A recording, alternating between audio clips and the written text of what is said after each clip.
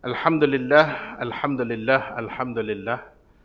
Kita panjatkan setinggi-tinggi kesyukuran kehadrat Allah Subhanahu wa taala. Dan insya-Allah kita sambung pada kitab Hadis Qudsi muka surat 315.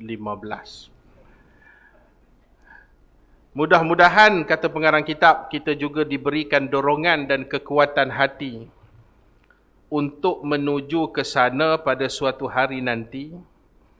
Tetapi hendaklah kita melazimkan diri untuk berbuat taqarrub dan nawafil dengan hati yang sungguh-sungguh ikhlas dan ikhlas yang murni. Sungguh-sungguh dan ikhlas yang murni.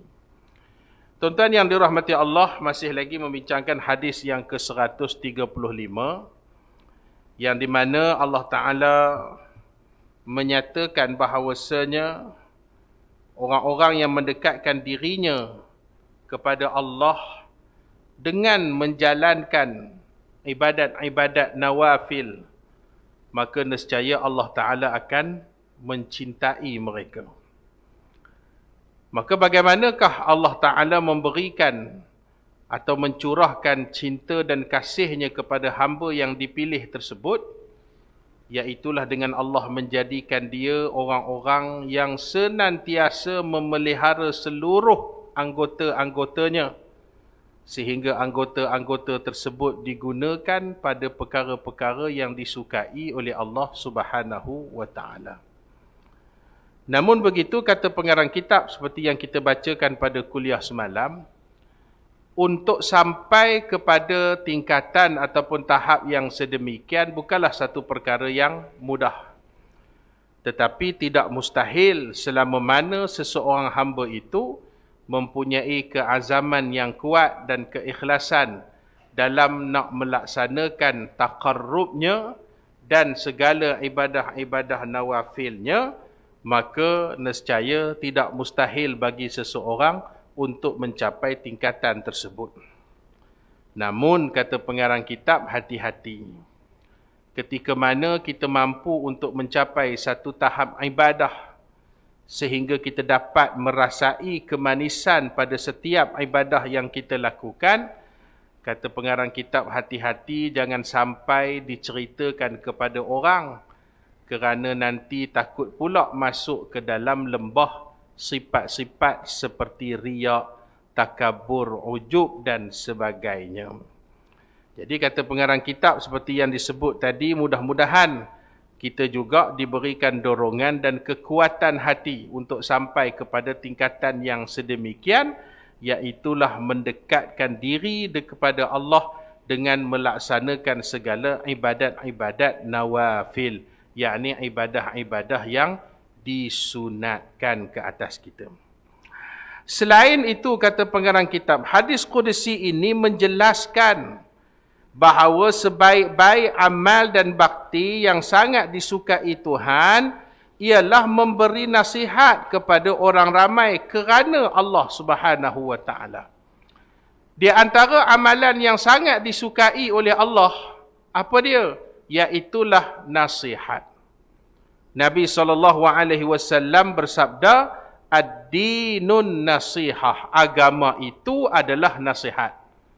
Sahabat bertanya, liman, bagi siapa nasihat itu wahai Rasulullah? Nabi jawab, lillahi wa li rasulihi wa li kitabihi wa li a'immatil muslimina wa ammatihim. Nasihat bagi Allah, nasihat bagi Rasul, nasihat bagi kitab, nasihat bagi pemimpin-pemimpin muslimin, dan nasihat kepada seluruh orang-orang awam. Jadi apa maksud nasihat bagi Allah? Maksud nasihat bagi Allah ialah mengambil Allah sebagai sumber nasihat kita. Menjadikan Allah sebagai sebab untuk kita memberikan nasihat.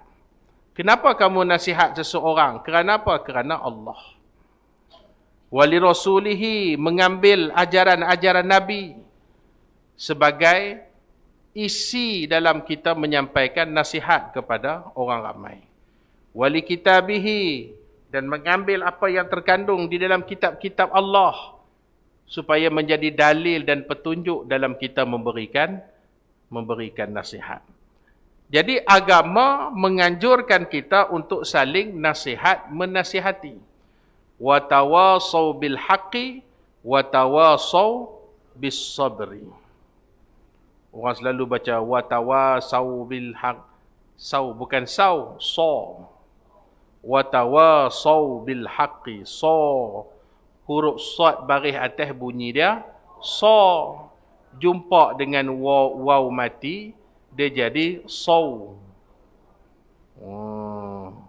Macam nak puasa ni kan, dalam bahasa Arab sebut saum. Bukan saum. Saum tu dia bunyi macam sahum. Sahum tu dekat Kuala Dipang. Kan? Ni saum. So. Wa tawasau bil haqqi wa tawasau bis sabri. Nasihat menasihati dengan kebenaran, nasihat menasihati dengan kesabaran. Jadi nasihat adalah merupakan satu amalan mulia. Nasihat merupakan satu amalan yang sangat dipandang tinggi oleh Allah Subhanahu wa taala, sehingga Allah menyatakan bahawasanya sebaik-baik amal dan bakti yang sangat disukai Tuhan ialah menasihat kerana Allah. Apa makna nasihat? Beritahu dah hari itu. Agama. Apa makna nasihat? Kak Som? Nyerongin ni dia. Kita pula dia tanya ni kata dia. Tu dah duduk depan sekali. Siapa boleh? Nasihat tu apa dia? Menyampaikan. Menyampaikan yang baik-baik. Tapi nasihat itu sendiri tuan-tuan yang dirahmati Allah, daripada sudut bahasanya sendiri, nasihat itu apa dia? Daripada sudut bahasa kalau diterjemahkan. Nasihat itu seperti yang disebut dalam kitab Mustafa Abdul Rahman, ketika mensyarahkan hadis 40. Dia menyatakan nasihat itu ialah menampung. Menampung ataupun menjahit.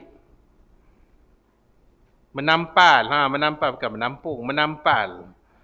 Orang utara panggil tampung. Menampung kan. Bahasa standard dia menampal. Kain yang koyak. Kan jahit kain koyak. Berlatih silat.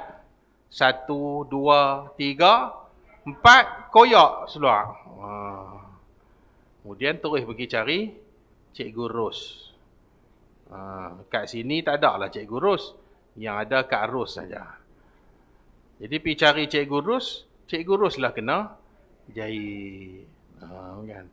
Sambil jahit, sambil nyanyi. Malam bulan di pagar bintang, makin indah jika dipandang. Ros, radio, radio, radio, kata dia. Mak sampai ingat bunyi radio, tuan-tuan. Jadi, nasihat daripada sudut bahasa itu, peranan dia begitu. Maksud dia kain yang koyak, kemudian ditampal, supaya kain tersebut boleh dipakai semula. Ataupun dalam memahami kalimah nasihat itu seperti menapis. Kita minum kopi.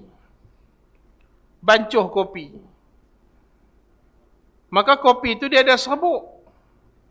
Melainkan kita beli kopi segera ataupun kopi yang dalam uncang. Kalau pergi minum di Kelantan, Terengganu, semua pakai kopi uncang ya. Dia boh kopi, dia bancuh, dia boh gula. Kan? Tapi setengah-setengah kedai makan, dia boh kopi dalam penapis. Penapis yang panjang, besar tu kan. Dia tuang air panas tu, bagi kopi tu kembang, kemudian baru kopi tu dia tuang dalam cawan kita. Jadi kopi itu perlu ditapis. Kalau tidak, kita minum kopi penuh serbuk. Yang minum kopi penuh serbuk ni, rumah orang bujang laki. Waktu saya mengaji dulu kan, rumah bujang budak laki, mereka kira bukan kira serbuk, dengan serbuk-serbuk dia telan. Kan? Jadi perbuatan menapis tu, tapih tu dalam bahasa Arab disebut nasaha. Maksud dia tapih supaya apa? Supaya kita dapat air yang tidak ada serbuk dan kita boleh minum dengan tenang.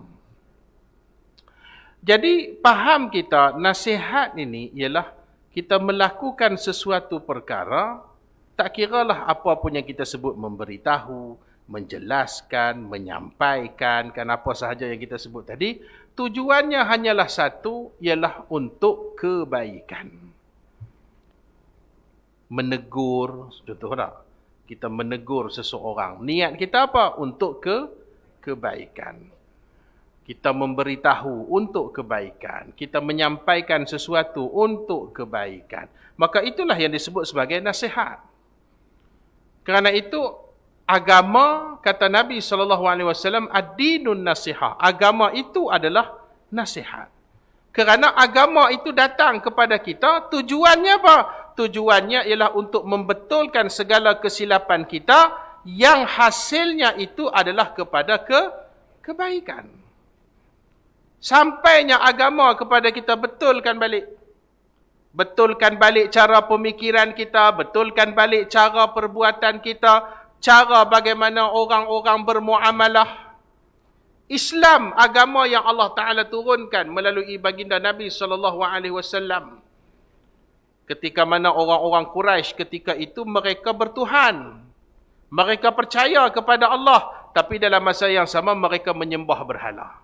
Maka agama datang menasihat orang-orang Quraisy di Mekah, supaya tidak menyembah kepada berhala, tetapi menyembah hanya kepada Allah Subhanahu Wa Taala. Tujuannya untuk kebaikan. Itu disebut sebagai nasihat. Maka apabila kita memberi nasihat kepada seseorang dengan tujuan yang betul, dengan tujuan untuk membetulkan kesilapan dan kesalahan dia, maka kata Allah dalam hadis Qudsi ini, itulah sebaik-baik amalan yang sangat disukai oleh Allah Subhanahu Wa Taala. Cuma dalam nak memberikan nasihat ini, dia ada dua prinsip. Yang pertama, nasihat dengan berhemah. Yang kedua, nasihat bil hikmah. Dua. Yang pertama, nasihat dengan hemah. Nasihat berhemah ni maksud dia apa? Nasihat dengan hati-hati. Ketika kita menasihat, kena ada sikap hati-hati. Kerana apa? Kerana takut dalam kita memberi nasihat, tiba-tiba keluar pula kalimah-kalimah yang tidak sepatutnya. Daripada menasihat, akhirnya memalukan. Sebab apa? Sebab tak hati-hati. Niat dia betul nak bagi nasihat. Tetapi kadang-kadang bila tidak ada hemah di dalam nasihat tersebut, maka menjadikan nasihat disampaikan dalam keadaan tidak hati-hati, sehingga kita sendiri tidak mampu untuk mengawal apa perkataan yang kita nak gunakan, bagaimana situasinya. Kalau tegak orang tu depan-depan orang ramai, malu tak dia? Malulah dia. Nasihat dengan hemah, apa dia? Kena tabayun, selidik dulu. Ni tahu-tahu kata orang mengadu terus pergi nasihat saja. Oh, nanti dulu. Tak semestinya si pengadu adalah pada pihak yang betul, dan tak semestinya orang yang diadu pada pihak yang salah. Tak semestinya. Kerana apa? Kerana yang mengadu, dia hanya memberikan gambaran daripada sudut pandang dia. Kalau orang main mengadu dengan kita satu-satu cerita, sebelum kita nak terima, percaya apa yang dia cerita, kita kena tengok juga apa penjelasan daripada pihak yang diadu. Itu baru adil nama dia. Oh, dia tak boleh main-main mengadu, kira kita nak betul hak pengadu saja. Tak, belum tentu lagi. Sebab itu orang kalau main jumpa saya mengadu satu-satu benda, saya dengar dulu. Saya tak ambil tindakan apa-apa lagi. Saya dengar dulu. Nanti baru saya minta penjelasan pula daripada yang mengadu. Baru kita boleh buat pertimbangan.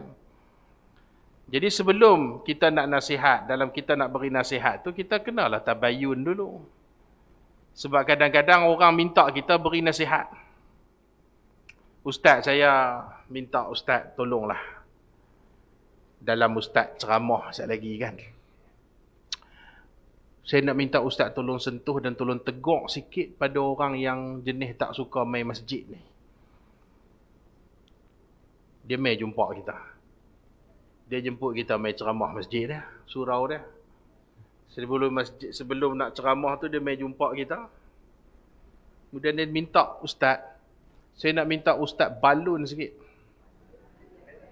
Oh, dia kira nak suruh kita balun ya. Pasal kalau kita yang balun, kalau orang marah pun marah kat Ustaz, bukan marah kat dia. Jadi saya minta Ustaz tolong balun sikit hak jenis tak main masjid ni. Lah hati aku duk bercakap, hang nak suruh aku balun yang tak main masjid. Yang ada dalam masjid ni yang main. Kalau aku balun yang tak main, dia bukan main. Jadi saya confused dalam situ. Dia ni nak cakap apa ni? Dia nak suruh kita balun hak yang tak main masjid.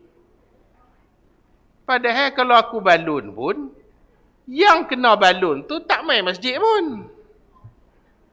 Tak? Tak main masjid pun. Yang main ni takkan kita nak balun dia, padahal dia main. Macam saya marah, tuan-tuan, saya kata, kita ni kena main mengaji. Duduk rumah saja tak buat mengaji apa. Yang duduk dalam dewan ni, aku main. Dia ni marah kat siapa? Ni kadang-kadang orang, sebab tu orang main cerita saya dengar lah. Ya. Masa ceramah saya lagi, memang aku tak sentuh lah. Pasal apa? Pasal yang aku nak sentuh ni, orangnya tak main masjid. Kalau orang tu main masjid, berapa saya nak marah kat dia? Yang ni kadang-kadang tu kan kita dalam nak beri nasihat, kena tabayun dulu. Kena siasat dulu, kena timbang dulu, kena tengok dulu. Dengan siapa kita nak memberikan nasihat. Hati-hati. Kadang-kadang ada orang yang kita nak beri nasihat. Kadang-kadang dia tu keras lebih daripada kita. Siapa dia ni? Tantah dia ni orang berjawatan tinggi ke? Macam mana ke? Hati-hati. Silap-silap hari sekarang dia rimbuk kita pula tengah-tengah ceramah. Tak jadi ceramah kita tuan-tuan ni. Jadi nak nasihat orang ni tuan-tuan, dia kena tengok. Saya kalau pergi mana-mana, saya ceramah. Sebab tu kalau tuan-tuan tengok saya ceramah ke, forum ke, starting saya tu saya slow. Ya, sebab saya ni enjin diesel. Dia tak boleh start-start terus nak semangat tak. Saya slow. Waktu slow tu saya duk perhati. Orang jenis macam mana aku nak ceramah ni. Tengok dulu. Dalam-dalam duk slow tu buat lawak sikit. Tengok dia pergelak ke tak. Tengok muka serius. Yang ni jenis. Hak ni jenis ceramah tak boleh buat lawak. Kalau buat lawak memang mereka tolak. Makna jenis serius. Kemudian kita cerita balik tentang kita sentuh pula bab-bab yang serius pula. Tengok bila sebut serius dia muka dia mula ngangguk.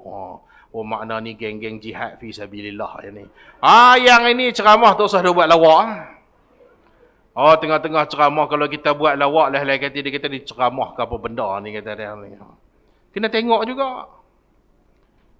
Ada tempat yang kita belum ceramah dia gelak lah. Dia tengok muka kita pun dah gelak dah.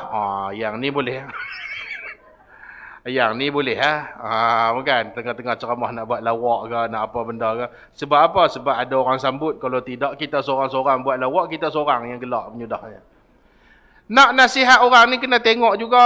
Sebab itulah Nabi Musa AS bila Allah utus dia supaya nasihat Fir'aun. Nabi Musa berdoa, Rabbi syurah li sadri wa yassir li amri wahlul uqdatam min lisani yafqahu qawli. Sebab apa? Sebab yang nak nasihat ni Firaun, bukan calang-calang orang, raja. Raja Firaun bukan sultan. Tu dia. Jadi raja, pemerintah, orang yang hebat, orang yang kaya, orang yang ada kerajaan, kuasa. Tiba-tiba mai kita nak pergi nasihat macam tu saja.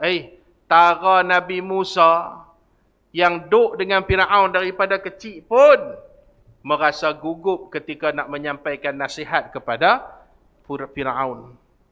Jadi itu namanya hemah. Dalam nak beri nasihat ni kena ada hemah. Kena ada hati-hati. Kena susun ayat yang betul. Yang keduanya, prinsip dalam memberikan nasihat itu apa dia? Bil hikmah. Kena bijaksana. Nak menyampaikan nasihat ni tuan-tuan dirahmati Allah, kena bijak. Tak boleh menyampaikan ataupun tak boleh kita memberikan nasihat dengan cara yang sama saja. Maka bila cara yang sama saja menjadikan orang susah menerima nasihat. Kena pelbagai dalam menyampaikan nasihat. Yang kadang-kadang nasihat itu mungkin disampaikan secara direct. Kadang-kadang nasihat mungkin disampaikan secara indirect, secara sindir-sindir dan sebagainya. Jadi kalau kita melihat di dalam Al-Quran, bagaimana ada ayat Quran yang Allah Ta'ala cerita tentang kejahatan, keburukan yang dilakukan oleh manusia. Ada yang Allah Ta'ala cerita secara direct dan ada yang Allah Ta'ala cerita secara sindiran. Misalnya tuan-tuan yang dirahmati Allah, Allah Ta'ala cerita tentang kejahatan kaum Samud, kaum Ad. Allah Ta'ala cerita direct ya. Direct ya. Apa yang mereka buat, kejahatan apa yang mereka buat, akhirnya mereka dibinasakan. Tapi ada yang Allah Ta'ala cerita tentang keburukan orang-orang Quraisy secara sindiran. Tuhan kata, kalau kamu tanya kepada orang-orang siapa Tuhan yang menciptakan kamu, man khalaqahum wala in sa'altahum man khalaqahum. Kalau kamu tanya kepada mereka, yakni orang-orang Quraisy, siapa Tuhan yang menciptakan kamu, la yaqulunna Allah, maka nescaya mereka akan mengatakan Allah. Fa anna yufakun. Habis tu kenapa kamu berpaling daripada Allah? Nampak? Tuhan tegur tu secara sindir. Cuba tanya mereka, siapa yang menciptakan langit dan bumi? Nescaya mereka akan jawab Allah. Habis tu dah tahu Allah yang cipta langit dan bumi, yang kamu berpaling daripada aku, kenapa? Menasihat secara sindiran, nasihat secara maknawi, nasihat, maksudnya nasihat bukan secara direct. Jadi dalam Quran ada menunjukkan kepada kita, Allah cerita tentang keburukan seseorang itu secara direct, Allah Ta'ala cerita secara indirect. Maka kita di dalam menyampaikan nasihat, tuan-tuan yang dirahmati Allah, dia kena ada kebijaksanaan. Dengan siapa kita nak sampaikan, apa yang kita nak sampaikan, suasana keadaan yang kita nak sampaikan. Kerana tak semua keadaan kita nak sampaikan nasihat itu dengan cara yang sama, tidak. Suami nak nasihat isteri, kena tengok isteri itu juga. Waktu tu dia tengah mood elok ke, mood tak elok. Walaupun benda betul, yang dia nak sampai itu benda betul. Tapi kadang-kadang tak kena cara, akhirnya kerana kurang bijak suami ni lah kali jadi bergaduh. Pasal apa? Tak kena. Tak kena gaya. Jadi maksud kena ada hikmah, kena ada kebijaksanaan. Bukan semua masa kita kena kerah. Bila sebut nasihat, kita kena jadi macam Sayyidina Umar. Habis tu Sayyidina Abu Bakar, Sayyidina Ali tu nak buang di mana? Takkan kita nak hanya sekadar mengambil sikap Sayyidina Umar sebagai contoh saja. Kena ambil juga sikap Sayyidina Uthman. Kena ambil juga sikap Sayyidina Ali. Sayyidina Abu Bakar ni orang tua. Orang tua, bila dia mentadbir tu cara orang tua. Sayyidina Umar ni jenis orang garang. Jenis orang yang tegas. Sayyidina Uthman ni lembut, tapi banyak reta, modal banyak. Sayyidina Ali ni orang muda. Orang dia lembut, tapi muda. Idea-idea yang lebih segar, yang lebih baru. Jadi kena contohlah semua sahabat-sahabat Nabi ni. Tak boleh kita ambil saja bila bab beri nasihat. Oh, Nabi kalau sedang berkhutbah sehingga merah-merah mata Nabi. Berapa kali Nabi berkhutbah sehingga merah-merah matanya? Nak dibandingkan dengan Nabi berkhutbah dengan lemah lembut, dengan penuh kasih sayang. Berapa kali Nabi khutbah sampai merah mata? Sebab itu tak semestinya ni nak bagi nasihat. Nasihat kira nak marah. Hang nak nasihat kan nak marah. Tu kena beza tu namanya bijak. Jangan sampai kita beri nasihat, tapi orang terasa dia marah kat kita. Jadi nasihat tujuannya ialah untuk kebaikan. Nasihat dengan baik. Nasihat dengan berhemah. Nasihat dengan hikmah. Dengan kebijaksanaan. Ada ketika kita tegas, ada ketika kita lembut. Ustaz, kita beri nasihat ni, dia macam tarik rambut dalam tepung. Rambut tak putus, tepung tak selerak. Ada ketikanya begitu, betul. Tapi ada masanya kena ambil tepung tu lumuk muka dia. Ada masa dia macam tu juga. Tu namanya hikmah, mengikut kesesuaian keadaan, kebijaksanaan kita dalam nak menyampaikan nasihat. Nasihat kepada anak-anak tak sama macam nasihat kepada orang-orang tua. Sebab kadang-kadang anak-anak ni tuan-tuan, hati dia lembut, tapi dalam lembut dia ada kerah, ada degil dia. Orang tua-tua ni hati kerah, tapi kadang-kadang ada juga lembutnya. Maka orang yang nak menyampaikan nasihat itu, dia kena fahamlah prinsip tersebut. Dua prinsip dalam menyampaikan nasihat, dengan berhemah dan dengan hikmah. Baik, kemudian. Memang ramai orang yang masih buta dalam setengah-setengah hukum, sehingga ada yang disalahfahamkan tentang hal-hal agama. Maka adalah suatu tugas yang amat suci sekali bagi orang yang berilmu menyampaikan ilmunya itu kepada orang yang jahil dan yang tiada mengetahui. Tugas ini adalah sama dengan tugas tabligh yang pernah dikerjakan oleh para nabi dan rasul, kemudian diikuti pula oleh para alim ulama. Jadi hakikatnya manusia ni bukan semua tahu. Tak. Sebab itu sebagai orang yang ada ilmu, maka kerja dialah untuk memberitahu kepada yang tidak tahu. Orang yang ada ilmu, tanggungjawab dialah untuk memahamkan kepada orang yang kurang faham. Kalau kita bercerita dalam bab agama sahaja tuan-tuan yang dirahmati Allah, berapa ramai orang yang salah faham dan kurang faham dalam agama. Macam yang saya sebut semalam dalam forum. Berapa ramai orang yang ajar anak-anak dia supaya belajar puasa. Tapi dalam masa yang sama tidak memberikan penekanan tentang solat. Sedangkan dalam hadis, Nabi suruh anak kita solat. Masuk saja umur 7 tahun, suruh dia sembahyang. Nabi tak sebut pun suruh puasa. Nabi suruh ajar anak tu sembahyang.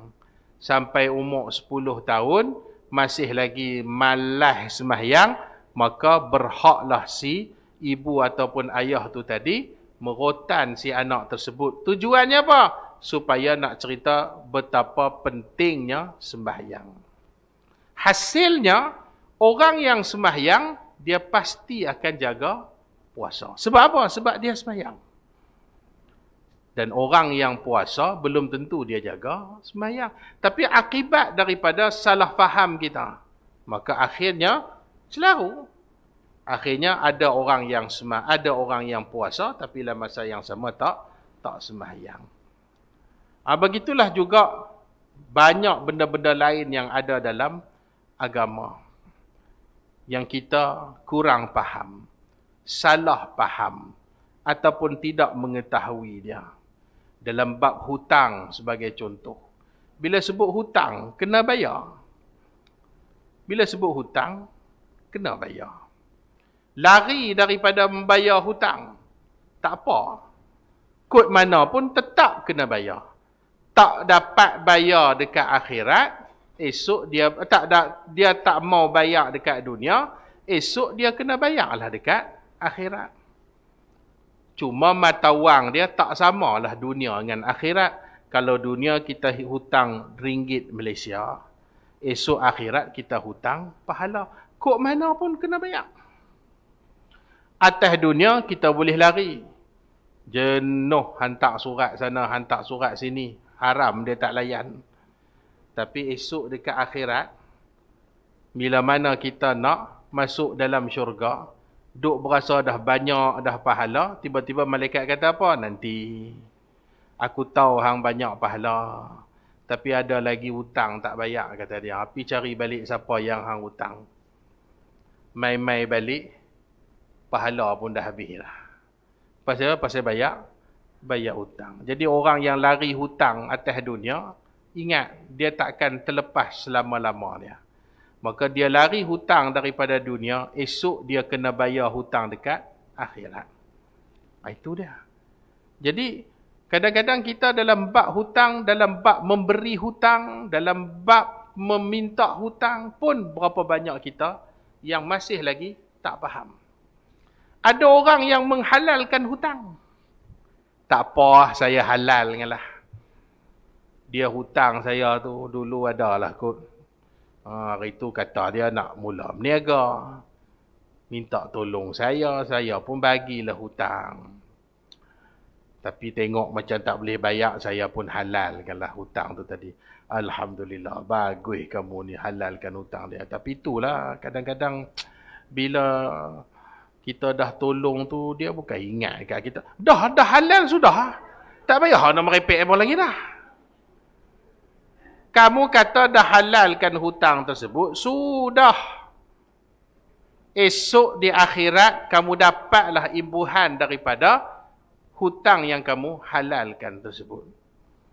Tak payah duk sebut-sebut dah, tak payah duk ni dah.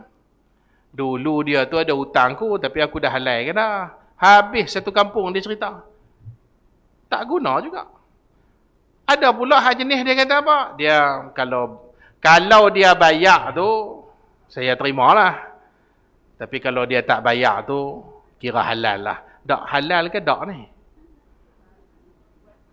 Yalah, kalau dia tak bayar tu saya halalkan lah.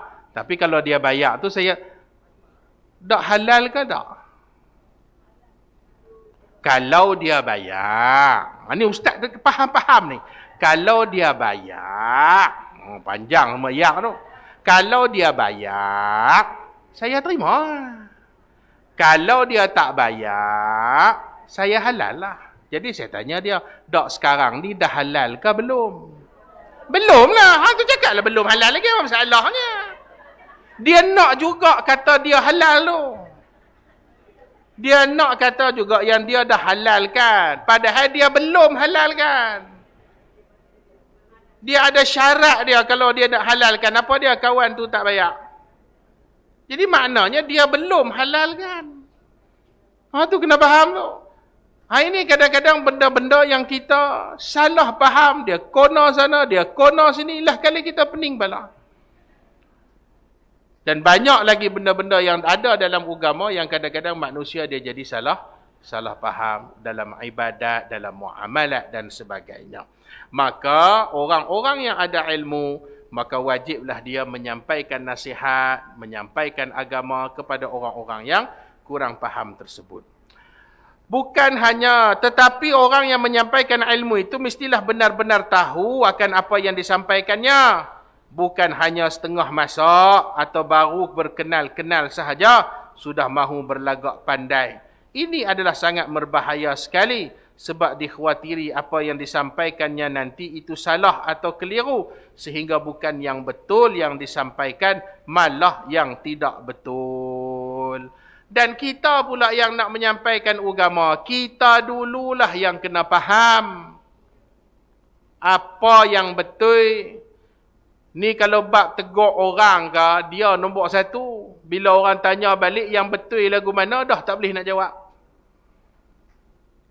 Dah tak boleh nak jawab. Tak, saya dengar imam tu, ustaz, dia baca. Dia macam salah lah. Yalah, salahnya di mana? Dia waktu dia baca Fatihah tu kan. Dia ada satu ayat tu, dia iyyaka na'budu tu, Dia macam, saya dengar tu dia macam ada salah lah. Yalah, apa salah dia? Dia duk dia. Salah yang macam mana pun dia tak boleh datang, apatah lagi dia nak cerita hal mana betul. Begitu perangai saya, kalau orang kata saya salah, saya akan tanya pada dia, apa yang betul? Apa yang betul? Begitu bila dulu ada satu orang, dia tegak ustaz-ustaz pakai kereta besar. Ustaz-ustaz sekarang ni kita pakai kereta besar, kereta mahal, kereta ni, betul ni. Dia saya tanya dia depan-depan. Saya tanya dia, kalau macam tu, saya ni hang nak suruh pakai kereta apa? Cuba cerita. Jadi yang caku ni tengok saya ni, jadi saya ni patut pakai kereta apa? Cuba cerita. Tak lah, ya, kereta apa pun nak pakai, kereta apa pun nak pakai, pakailah, kata dia. Tapi janganlah kereta tu. Tak, bagi tahu kereta apa.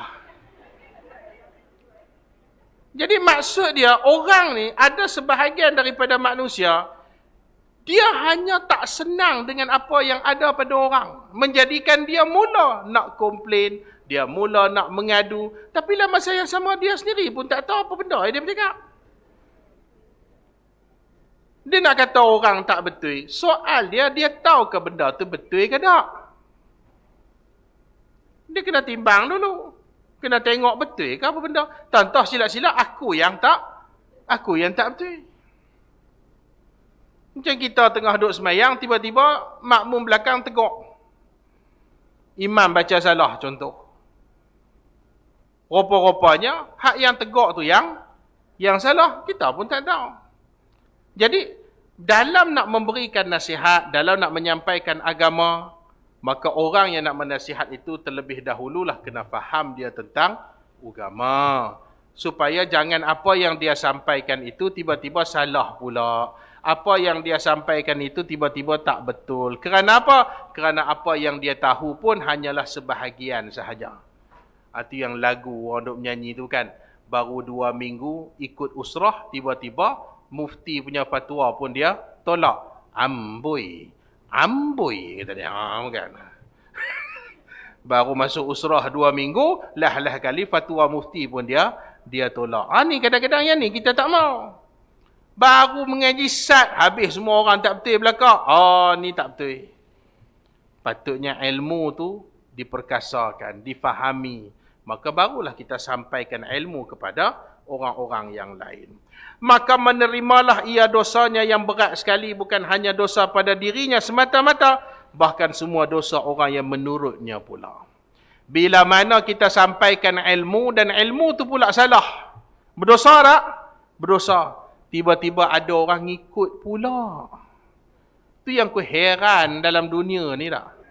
Kok mana pun dia ada je pengikut. Padahal terang-terang sesat larat. Tapi ada pengikut dia. Baik. Jadi kadang-kadang kita tengok tak ajaran-ajaran sesat yang ada dalam Malaysia ni. Dia ada je pengikut dia. Ini masalah dia. Ada je orang mengikut. Ada je orang percaya. Ramai datang. Tiba-tiba tak pakai tudung. Alasan dia apa? Alasan dia, kami ni dah tua. Kami ni dah tua. Siapa nak tengok kami? Kami ada belajar dengan satu ustaz. Ustaz tu ngajar pada kami. Bila sampai umur dah tua, maka bagi orang perempuan, tidak mengapa untuk dia tidak bertudung. Kerana apa? Kerana dia dah tua. Boleh. Tak ada masalah. Memang ada pandangan tersebut dalam mazhab Hanafi kalau saya tak silap. Memang ada. Masa saya belajar fiqh perbandingan mazhab dulu, memang ada disebut dalam masalah aurat bagi orang perempuan yang tua yang tidak menutup aurat. Betul. Tetapi wanita tua yang bagaimana? Wanita tua yang pertama, mereka sendiri tidak mempunyai syahwat. Dan dalam masa yang sama, orang menengok pun bukan kata bernaik nafsu. Langkah 1000. Tu dia cerita. Maksudnya apa? Maksudnya tak adalah Maksud dia pakai tudung lagi cantik daripada tak pakai. Itu maksud dia. Ini dengan rambut menggerebang apa semua dengan blond sana blond sini. Kami dah tua katanya. Tak kira lah siapa pun. Kami dah tua tapi menggatai macam orang muda. Ada tak? Dia ngabut dia tua. Tapi menggatai macam orang muda pula. Oh, yang itu boleh pula muda. Dah tua tak pakai tudung katanya. Kamu belajar di mana? Tapi hakikatnya orang yang mengajar pahaman sebegitu, ramai tak mengikut? Oh, ramai. Maka orang yang mengajar tu, kata pengarang kitab, yang mengajar tu berdosa dan menanggung dosa pula yang percaya dan mengikut yang tak betul semua ni tadi tuan-tuan.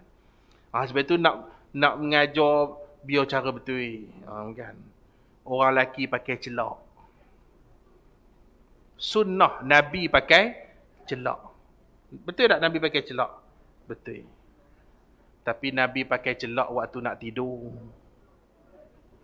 Bukan pakai celak pergi roja.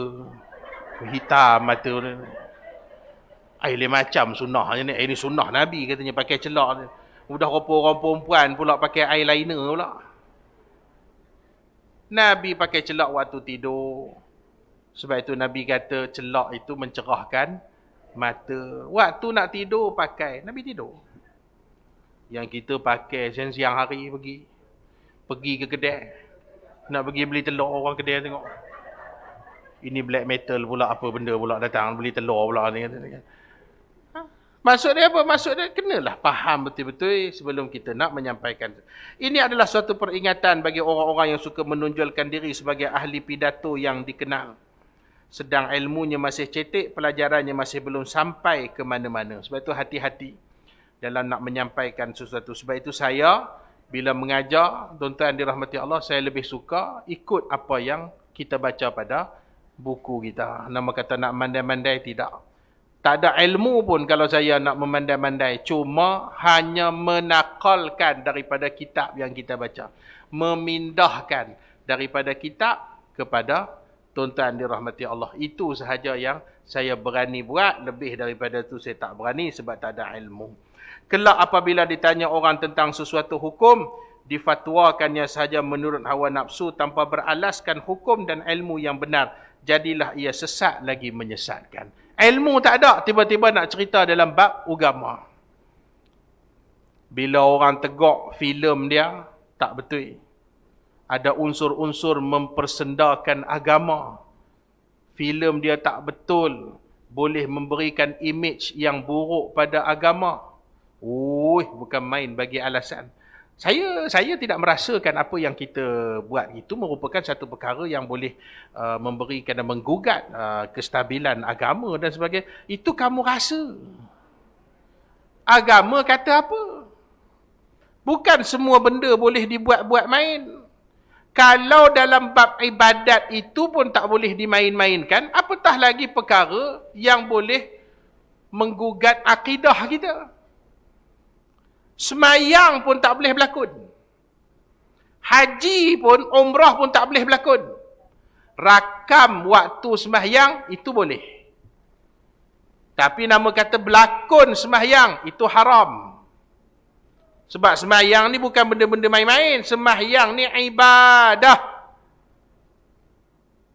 Ready to take? 3, 2, 1, action. Allah, terus rukuk. Cut. Pasal apa? Takbiratul ihram belah lagi pasal apa? Dah rukuk pula. Semayang boleh cut pula. Haram. Itu yang almarhum Allah yarham Datuk Dr. Harundin pernah tegur dulu tahun 90-an lagi. Dia dah sebut dah, dia kata haram berlakon kahwin. Dah berlakon kahwin pula. Apa tiba-tiba teringat ke kahwin pula. Udahlah seminggu orang rumah pergi Putrajaya, duduk seorang-seorang di rumah ni teringat kahwin pula. Haram berlakon semayang.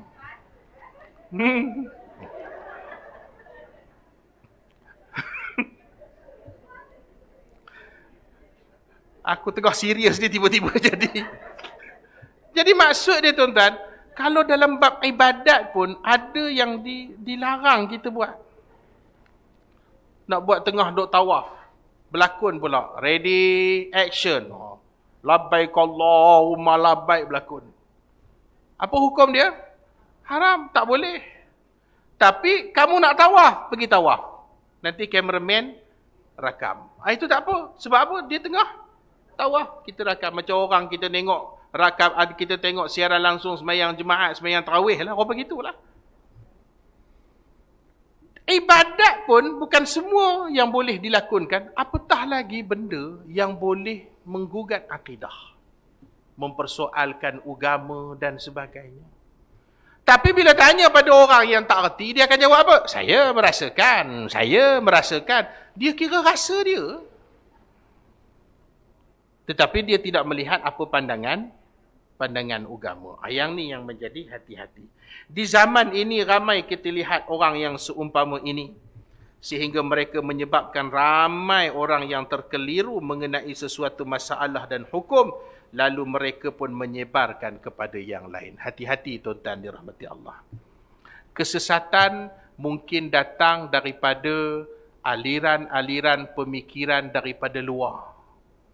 Tetapi kadang-kadang kesesatan itu juga datang daripada kalangan kita sendiri yang terpengaruh dengan aliran-aliran pemikiran yang luar tersebut. Jadi hati-hati tuan-tuan yang dirahmati Allah. Mungkin zaman dulu orang bukan Islam datang berdakwah kepada Islam. Mungkin. Tapi hari ini ada orang Islam yang telah termakan dengan pahaman-pahaman sesat yang di luar sana, dia pula yang menjadi ejen yang menyampaikan pemikiran-pemikiran sesat itu kepada umat Islam. Ini yang berlaku pada zaman hari ini, yang wajib kita bertindak, yang wajib kita hati-hati supaya tidak terkena kepada zuriat keturunan anak cucu kita. Jadi insya-Allah kita sambung pada kuliah esok pada hadis yang ke-130. Wallahu a'lam. Bismillahirrahmanirrahim. Alhamdulillah wassalatu wassalamu ala Rasulillah. Allahumma zidna ilman nafi'an warzuqna fahman wasi'an. Allahumma zidna ilman nafi'an warzuqna fahman wasi'an. Allahumma zidna ilman nafi'an warzuqna fahman wasi'an. Allahumma inna nas'aluka as-salamah wal 'afwa wal 'afiyata fid dunya wal akhirah. Sallallahu ala sayyidina Muhammad wa ala alihi washabihi wasallam. Alhamdulillahirabbil alamin.